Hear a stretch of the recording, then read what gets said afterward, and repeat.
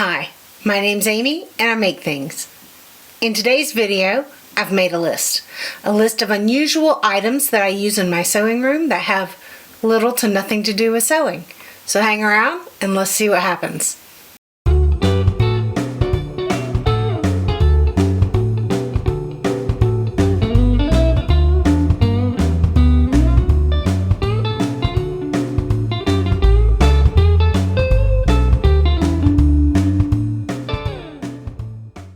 The first three items on my list are related. They all have to do with cleaning up and specifically cleaning my machine and my work surface, my cutting surface. The first item on my list, pipe cleaners. Just from a hobby or a big box store. You want the fluffy kind. And these are fantastic for cleaning out all those areas under your bobbin. You should not use canned air and blow dust into your sewing machine and moisture. So these, fold it in half, and you can get down in all those little nooks and crannies under your bobbin, and that thing we should be doing every time we change our bobbin. You can buy 100 of them for like $3 and they'll last you forever. Share with your friends. In the same vein, number 2 is a makeup brush. Now I know all our little sewing machines come with that dinky little stabby brush that isn't good really for anything. So after you go in with your pipe cleaner and loosen all that gook and dust and dirt, you take this and you fluff it in there, and because it's so soft and because it's got this one is synthetic bristles, and that creates a little bit of static, which will really help pull all of that dust that you've loosened up out of your machine. Very inexpensive, easy to find, easy to use. You probably have one laying around. Number 3, when you're cutting lots of fabric or trimming up blocks, especially trimming up blocks, it creates all that little fine dust on your cutting mat. And that can be a problem. You can wipe it away and you can wash it away, but then your mat's wet. But I have this little vacuum. It's a $10 or $15 item and it seems super silly. But let me tell you.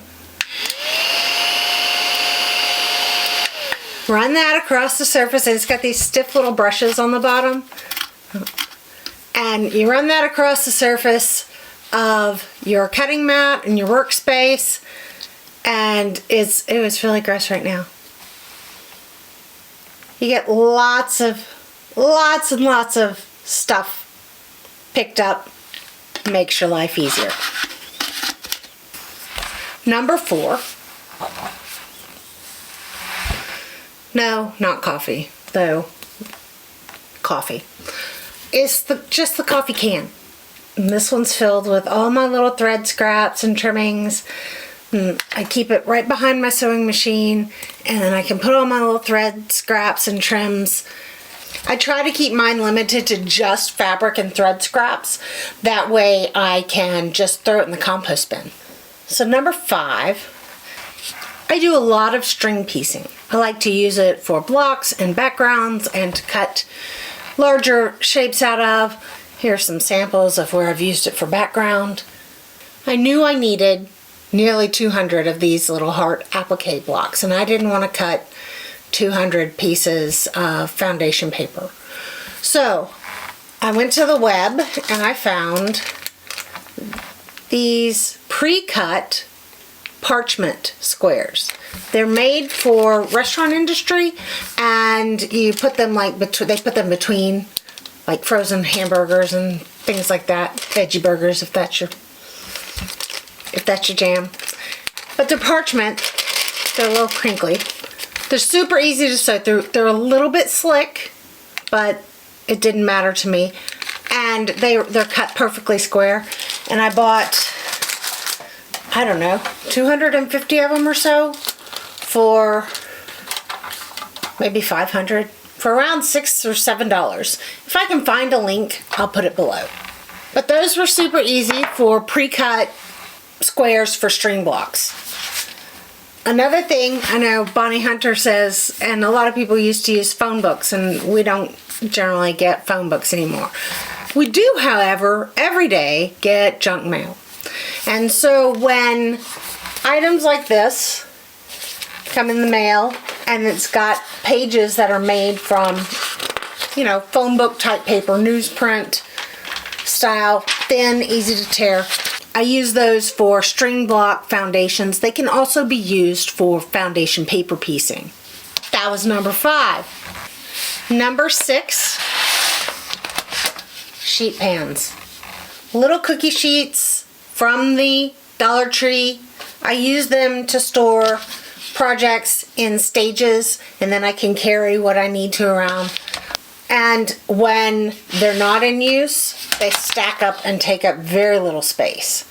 So for $20, I have 20 sheet pans that I just keep on a shelf, and I can use them over and over again. And I like that they have an edge, so my items generally aren't sliding. Number 7 is a twofer. Chapstick and a nail file. And yes, the obvious uses: chapstick, lips, nail file, nails. Also, if you have a ruler that's got a little nick in it that's catching, you can sand it down. My favorite thing to do with the chapstick is I tend to have dry cuticles, and so I can rub this on my fingertips and then rub it into my cuticles, and it works great, absorbs quickly, and doesn't leave any residue, so that my nails and fingers aren't catching on my fabric as I'm moving it through. Working with fabric can really dry your hands out. Number 8, and my favorite, what we refer to in our family from the time the kids were little, grab nabbers.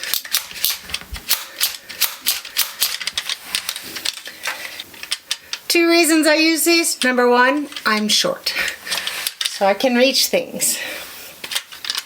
Number 2, I have limited mobility due to arthritis in my hip, and I can't lean down to my left side. And so being left-handed, that's where I drop everything, is on the left side. So when I have these, I can reach down and pick up all the little things that I drop. If I were clever, I'd probably fit magnets to the end so that I could get pins and needles. Wow, that's a good idea. So those are 8 non-sewing related tools that I use in the sewing room nearly every day. So let me know in the comments what your favorite non-sewing sewing tools are. I like to know what people have hacked and how things are making your life easier. Hit the subscribe and that little bell before you go make the world beautiful just by being in it. I'm Amy, and I'll see you next time.